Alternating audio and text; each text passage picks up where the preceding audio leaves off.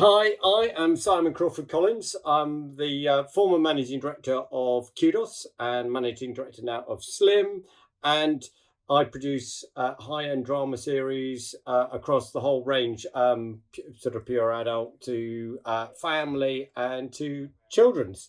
And I'm very excited to be here today discussing content quilting, a phrase I hadn't heard before, but it's a good one. With Nina Hahn from Nickelodeon. And I believe the title is SVP of International Production and Development. But I'll hand over to Nina and she tell me if I'm right on that one. Yes, it's hi Simon. It's a whole lot of letters and a whole lot of words to basically describe someone who gets to play in the playground of content and kids giggles all day long. So it's a lot of words to describe a very simple job, which is a fantastic job, which is looking after all of the longer form content that we make outside of the US. Nickelodeon has 177 channels around the world, so it's a big global voice. And with that global voice comes our small jobs, which is to give content to kids that reflects the world in which they live. And so at International, we make content that will do just that.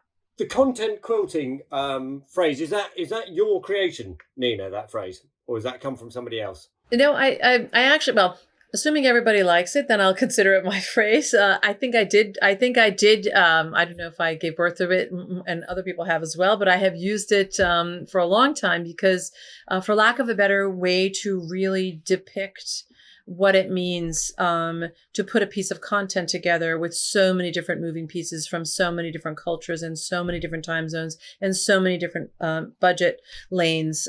It takes a lot of pieces to work together in order to create the warm and fuzzy at the end of it. And it felt like an apt word to describe what we ultimately all do. And, we've heard a lot about networks and independent producers and whatnot. And at the end of the day, independence is the least correct way to describe how we make a piece of content. We all need each other very closely to make something from seed to table. Yeah, I think that's absolutely, that's so true. And when we briefly caught up the other day, we were talking about how,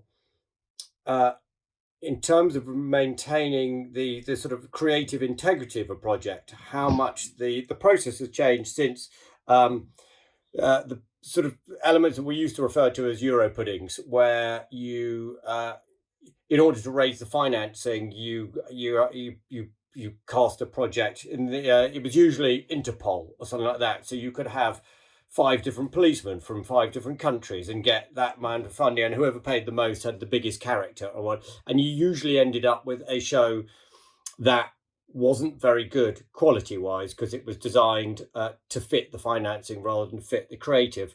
And it seems to me, particularly in the arena of children's television, that you can really, there is a wonderful international language that can connect, that connects children together in a way that adults don't always follow the same thing. And it feels that it's a really ripe marketplace, provided you get it right. And each individual one is a question of still making a good show.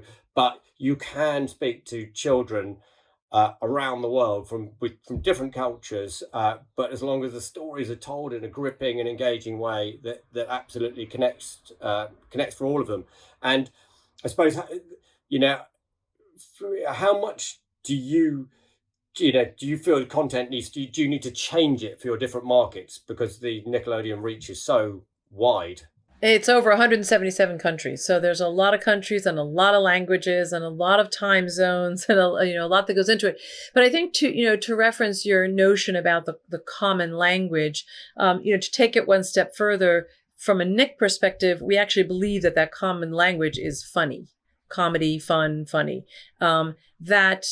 When you step away from that, it's much more difficult to make a show once and use it everywhere, because some cultures are used to drama, for example, in the kids space. Some have never had any dramatic kids television ever, so they wouldn't even know how to digest it. But the thing that we are always coming back to in the research and what we find in all of our content is that if it's funny, that is the universal elixir. So that's what we really try to use. Now, to your second question of do you have to alter it or tweak it per country, this next question is, is funny everywhere? For the most part, I think the answer is yes. However, there are some exceptions about how that funny is depicted. So in some regions, for example, the comedy really, really sticks when it is more board driven, when it's gag driven, when there's just rim shots every 3 seconds. In other countries, the comedy is really relevant when it comes from the character and their personality and what they're saying, what they're doing, how they're acting with the other characters, and so on and so forth. So you have to sort of make sure you're providing a sense of the funny for everyone when some regions are one way and some regions are another. But that is the great piece that holds them all together. Yeah. And do you feel that, because the big challenge as a producer, I would say, is not to compromise for your key market in order to make it work everywhere else? Do you feel that you are sometimes forced to make judgments where you go, do you know what, we could make this work a little bit better for the American market, for the UK, or whatever is your target market on that particular project, but let's actually go down this sort of little side route, which is maybe 10% less good for that, but actually 30% better globally? Well, I have sort of two answers to that one question. I mean, the first is for Nickelodeon, it's one big region. And we fly the Nick flag. So it isn't necessarily about making something for Nick UK or making something for Nick Germany or making something for Nick Brazil. It's really making something for Nickelodeon. So we go into it thinking that there is a way to make content that is made once and used everywhere.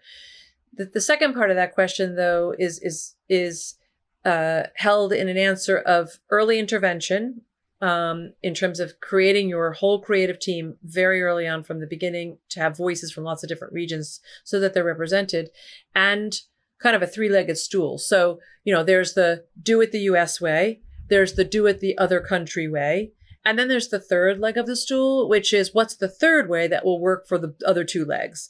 And we spend a lot of time before we even get writing on defining that third leg.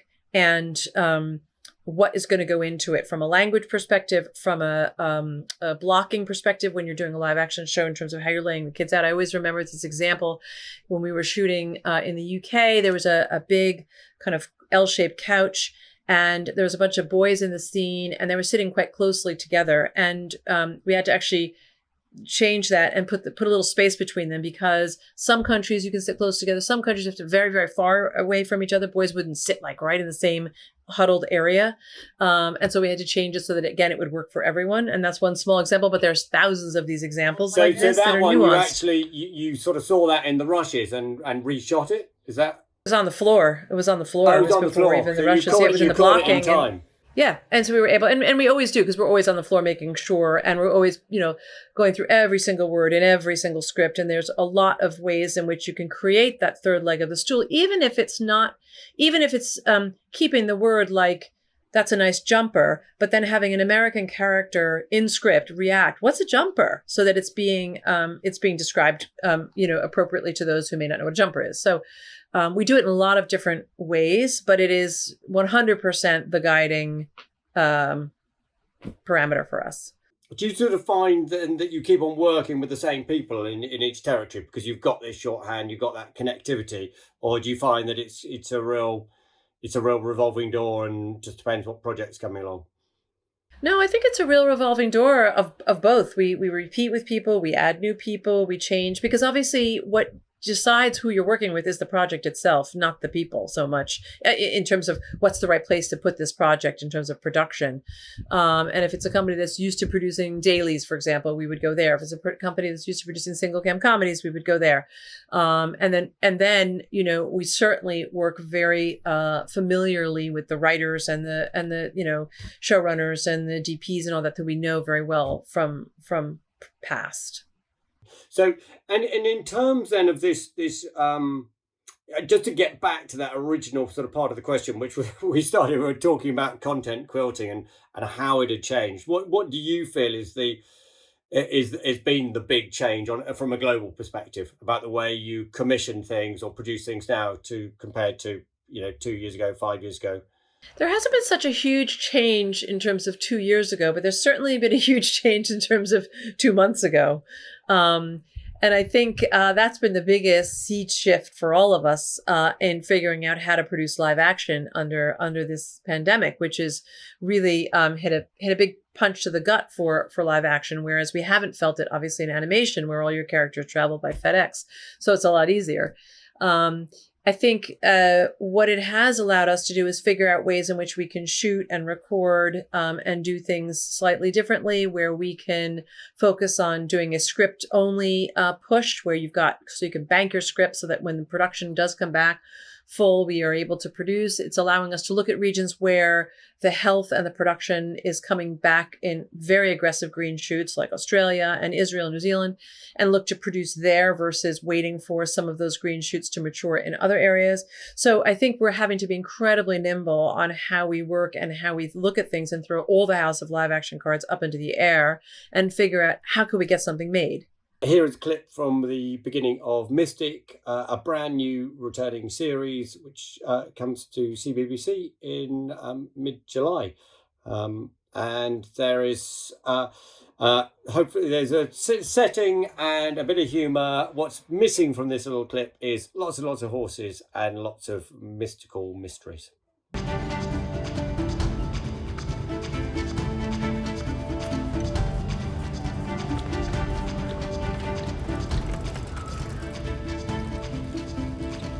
Anisha, listen, I'm coming home. I'm not staying in this hellhole any longer. There's nothing to do here. I hate it. And ever since Dad died, we've done his birthday in Cornwall.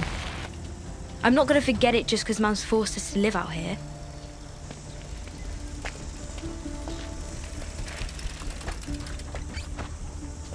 No buses. Ugh, stupid town.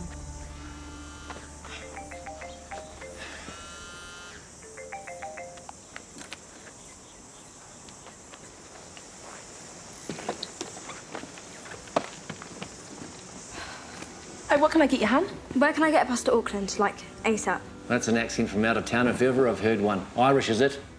English. Ah, the land of the shortbread. That's Scotland, Ken. So the bus. Oh, well, on a Sunday, you'd be lucky. But there's one from Greenfield, yeah. Oh, no, but you need to catch a bus to Greenfield, though, and it's a Sunday. Yeah, that's the problem, you see. Yeah. Ugh, why is the transport so rubbish in this town? Oh, well, he's the mayor. You should ask him. Well, it's a good question. I just don't have a short answer. Right. Thanks. You've been really helpful. Mystic is adapted from a series of books written by a British writer, but who now lives in New Zealand, and they're all set in New Zealand. And a New Zealand production company had optioned the books, but knew that they couldn't afford to get them financed purely out of New Zealand and or Australia, because it's a lot of horses, it's stunts, it's special effects, etc.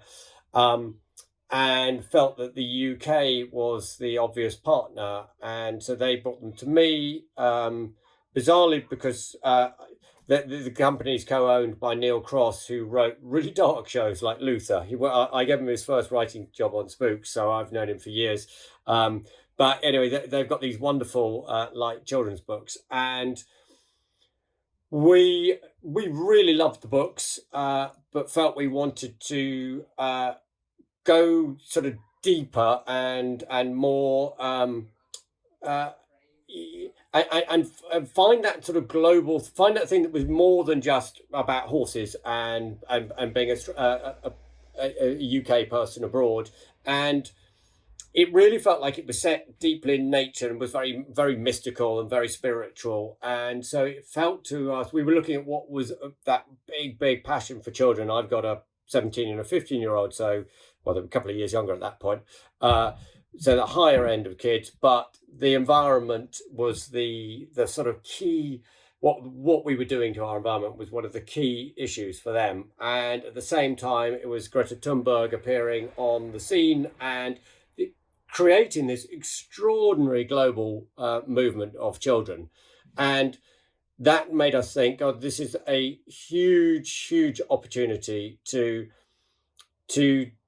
to make a drama that taps into this wonderful passion that's clearly resonating around the globe and crossing all those languages and all those other barriers, and in a way connecting children in a way that adults were arguing in those big conferences, and the children all just seem to be coming together and by and large agreeing. So we created an big environmental thriller at the heart of it, and the BBC, we have two wonderful writers and very funny, tying in with Nina's early comment as well, because the last thing we wanted to do was create a worthy drama. Nobody wants to be sit there and told, I'm not sure I can cope with any more sort of polar bears. I'm stranded on a piece of ice. I was getting to the point where I was turning that off. But a show that is funny, but also shows children, it empowers them and gives them a chance to address the issues that they can see the adults around them ignoring, felt like it had a really strong voice.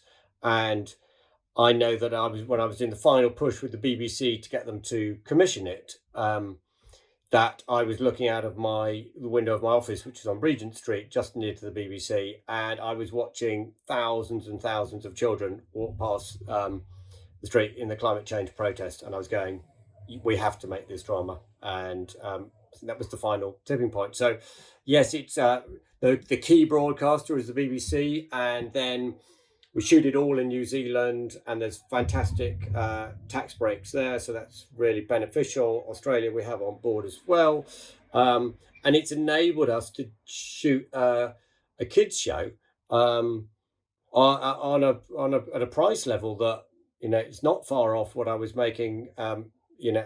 Primetime adult dramas for 9 p.m. 5 years ago, which is extraordinary. Yeah, I mean, it's a great story, and it's a great, that really is the example of the quilt coming together, to tell one great story, and certainly does prove that you don't have to make Euro pudding. You can have some from column A, some from column B, some from column C, and still end up with a cohesive, strong, passionate vision story that was meant to be told and heard by everyone. I think, that sounds like it's been a really good experience for you. We do a lot of the same of that, and I love it. I find every time it's like, a puzzle that you have to put together each and every production, because each and every one of them is completely different than the one before. And for us, we came on the scene from a Nickelodeon perspective with the first daily series being produced outside of the US for the US, which at that point the US had never been able to produce a daily before because of the scenario of cost and union, and the inability to really effectively afford the production of what it is to produce a serialized series. And the first one we did was the show called House of Anubis, and we did 3 seasons, and it had a fantastic roll up in the sense that it started in Holland. It then had a version produced in Germany, and then we produced the Anglo version. So we were able to upcycle 3 versions of scripts, if you will, for a whole bunch of episodes that would be relevant around the world. And that was sort of our first foray into it. And now when you fast forward to the one that we're working on now, which is a project called Hunter Street, and we'll show you a clip later on. We're now in season 4 of that one, and I've learned a whole lot of things to do and things not to do as a result of House of Anubis. But one of the things that we really found beneficial to the production model itself was the way in which we recycled everything that we did. So we ended up for this series, which follows the story of 5 foster kids who live in Amsterdam with their foster parents. And we deliberately chose the foster angle for 2 reasons. One, because it spoke to the diversity angle of the network and being able to show that not all families are the same and not all families are built the same. But it also allowed us the soft upside of being able to cast in Holland, which is where we shot it, with any number of kids, with any number of accents, because if you're a foster kid, you're coming from anywhere. You're not just coming from that one country. So it was really an easy construct to be able to do this with. And then moving on from that, we partnered with a local production company in Amsterdam and our local Nickelodeon Dutch channel. And what we ended up producing was 1 set of scripts, 1 set, and 1 crew. and we changed out the cast for a local Dutch version, followed by an Anglo version. So the amortization of the per episode cost for the producer across basically 2 series of Hunter Street was incredibly low from a per episode perspective. You had the ability of the crew really learning the series throughout, doing it twice. And in many cases, we were even able to use the cast members in both versions because many of them spoke English as well as Dutch. And obviously one set of scripts, which ran across both, with a small polish for the Anglo version and a small polish for the Dutch version, so that there could be locally relevant comedy that would feel like it was in spirit with what was culturally appropriate for Dutch kids, and globally relevant comedy and pacing, which was, relevant for the global kids. But that was very small amount of that. That was really just those polishes. And it, as I said, we're the successes that we're now in season 4 of this thing. And it's still working really, really well because it's really equal parts drama. Because what happens in the first episode is the parents go missing. And so the 5 foster kids ranging in age from 18 down to 6 are left alone. So it's sort of 50% drama and 50% home alone. So how cool is it to not have any parents there and to be able to order 27 pizzas on Friday night? And that was, again, deliberate to try and maximize that sense of what a serial and daily needs to propel it from episode to episode, and what the brand needs to make kids laugh. That's an amazing production model. I find it quite sort of head spinning. It's almost it's a cross between theatre and TV production of repeating the same performances. And do you do that literally in parallel then? Do you, is it like one day, or do you shoot the whole of the English language version and then start again with it? In this case, we did back to back. But there have been a lot of discussions about what parallel could look like with respect to other shows. We've recently had a discussion about that across Blue's Clues. So here is a clip from Hunter Street, which we've talked about a little bit before. Hope you enjoy it. It's equal parts sort of heart, fart, and smart, and enjoy the clip. Hunters are set for summer, We thought it'd be nice to get away. but it will be anything So far, so creepy. but sunny. Now, they'll have to solve new mysteries Someone either followed us here or knew we were coming. before it's too late. Run!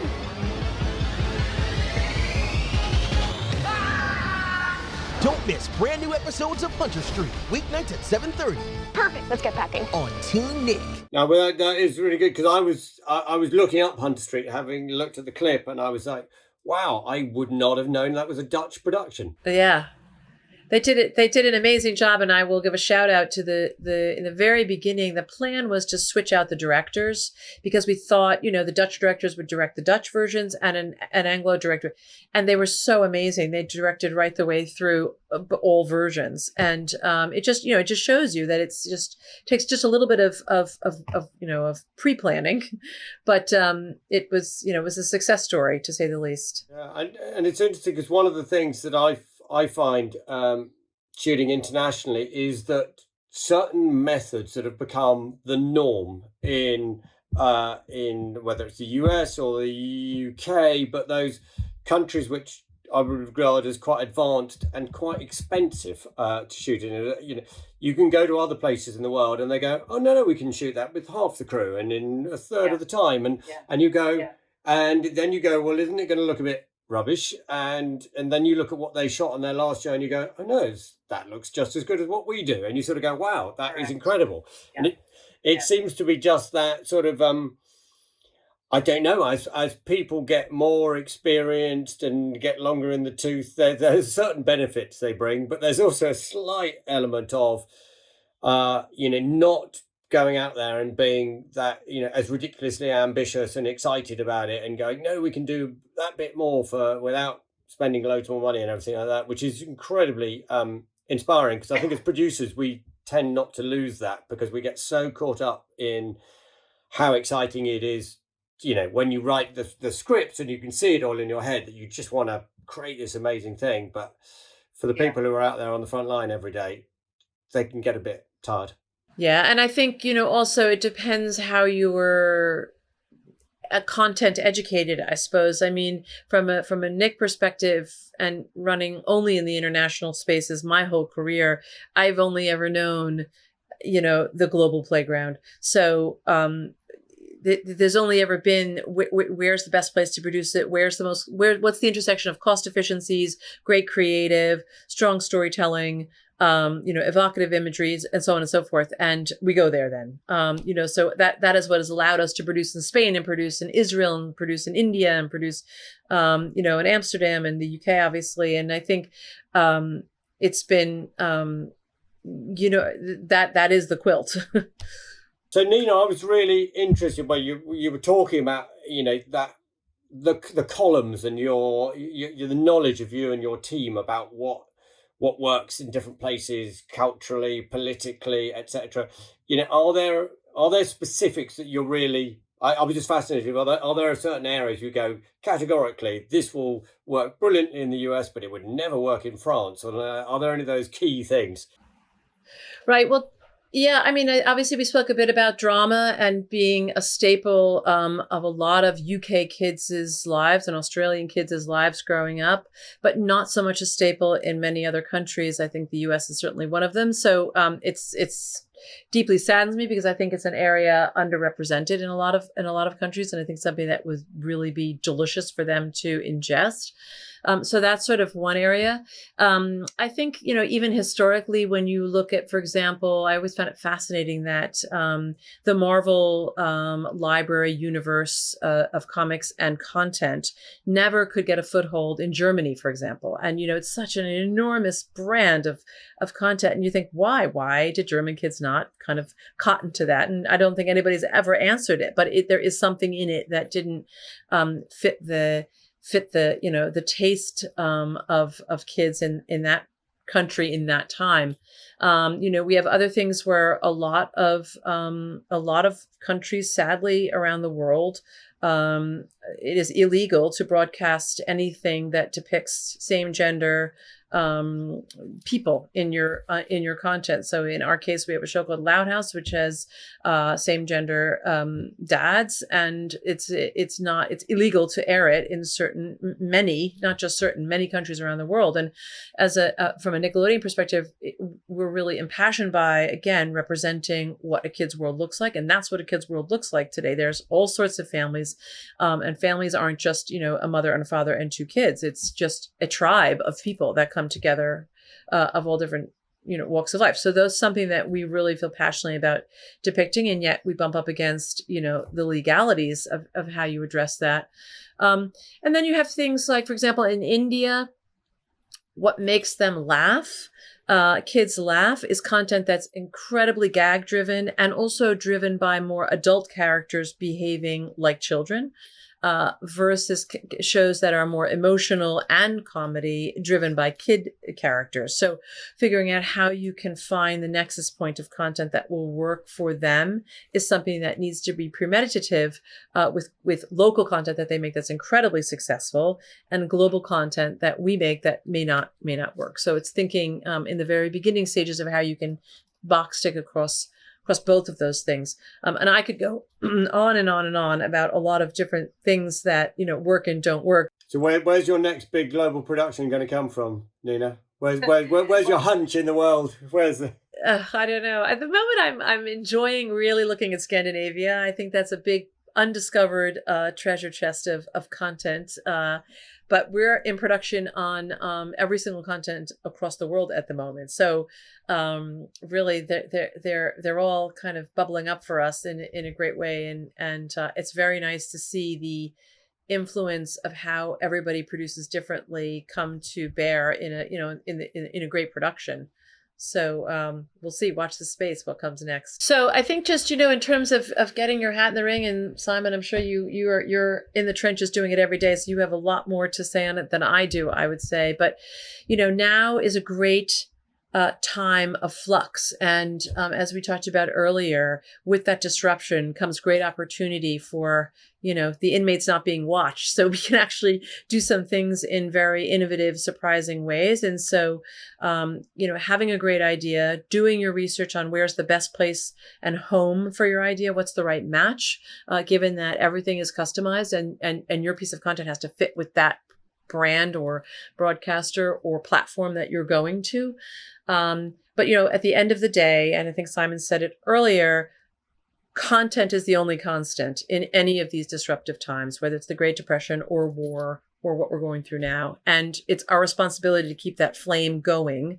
And it's your responsibility as creators out there who are watching this to come up with the amazing ideas and produce the amazing ideas that can, entertain through all of this. I couldn't agree more, Nina. And I think as a producer, one of the most exciting things about now, and I think it's only going to increase, is that in the old days, there were sort of 4 or 5 homes in the UK to take a project, and once if it was turned down by those ones, you throw it away or put it at the bottom drawer usually.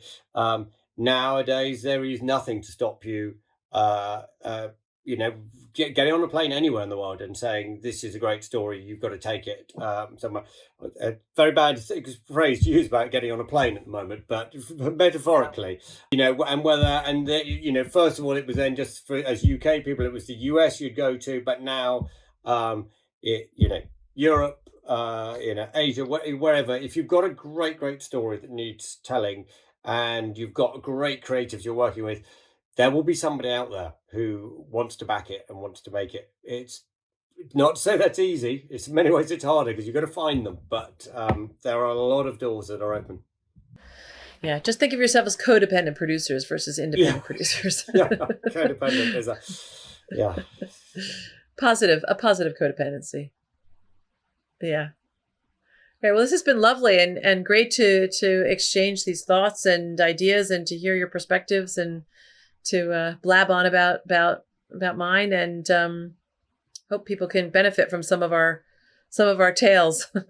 Yeah, no, it's right. Well, I mean, I just take my hat off because it's it's amazing achievement at Net into producing the quantity and the quality you do. And I think what is clear is the passion that's behind it, and I think that's central to everything. You've got to be passionate about your projects, and people, for sure, all audiences can spot that, but I think kids probably more than anybody.